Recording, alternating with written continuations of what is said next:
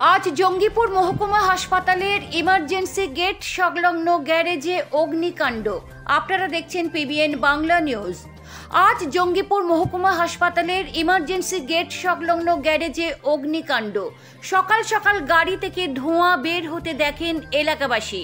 খবর দেওয়া হয় জঙ্গিপুর ফায়ার স্টেশনে। দমকল কর্মীরা ঘটনাস্থলে এসে আগুন নিয়ন্ত্রণে আনে। এদিন ধোঁয়ায় ঢেকে যায় হাসপাতাল চত্বর। হাসপাতাল চত্বরে আতঙ্ক ছড়ালেও আগুন সম্পূর্ণ নিয়ন্ত্রণে রয়েছে বলে জানা গিয়েছে। গ্যারেজের ভিতরে একটি অ্যাম্বুলেন্স রয়েছে বলেই জানতে পারা গিয়েছে। দেখুন পিবিএন বাংলা নিউজে।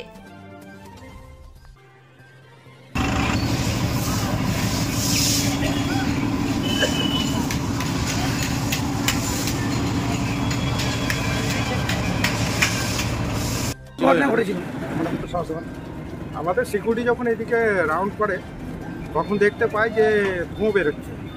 সঙ্গে সঙ্গে আমাকে ইনফো করে এবং ডিআইবি অফিসে ফোন করা হয়। ডিআইবি থ্রুতে ফায়ার ব্রিগেড থেকে গাড়ি চলে আসে তৎক্ষণাৎ। আমরা সকলে এসে দেখি যে ফায়ার ব্রিগেড গাড়ি চলে এসছে এবং দুটো গ্যারেজই লক করা আছে সাহা এজেন্সির পাশে। যেটা কি ছিল ওর মধ্যে পুরনো টায়ার আছে, জেনারেটর আছে, পুরনো অ্যাম্বুলেন্স আছে। ঠিক আছে, কি করে আগুন লাগলো কি জানতে পেরেছেন? না এখনো কিছু জানা যায়। সকালটার পাশেই তো হাসপাতাল রয়েছে, হ্যাঁ কিন্তু এলাকাতে আতঙ্ক ছড়িয়ে পড়েছিল। হ্যাঁ, আগুন লাগা মানে আতঙ্কই তো। ঠিক আছে, তবু আমাদের সিকিউরিটির তত্ত্বাবধানে ভালো কাজ হয়েছে, নাহলে বড় কিছু ঘটনা ঘটতে পারে। ঠিক আছে, আপনি আমি সিকিউরিটি সুপারভাইজার। কি নাম? আশিকুল হক।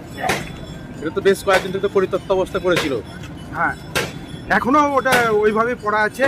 পাশের যে রুম গ্যারেজটা, ও সাহা এজেন্সি একটা নতুন এসছে, ওদেরকে দেখেছি দেওয়া হয়েছিল। ওরা এটা মানে ওখানে ওষুধ বিক্রি করতো।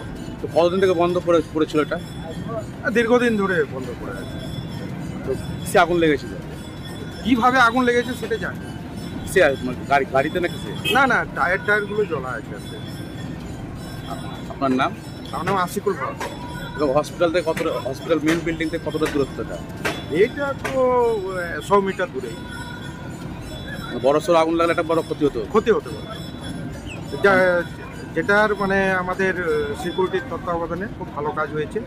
টাইমলি সবকে ইনফো করার জন্যে বড় হাদসা থেকে বাঁচাই। আপনি? আমি সিকিউরিটি সুপারভাইজার। নাম? আশিকুল হক।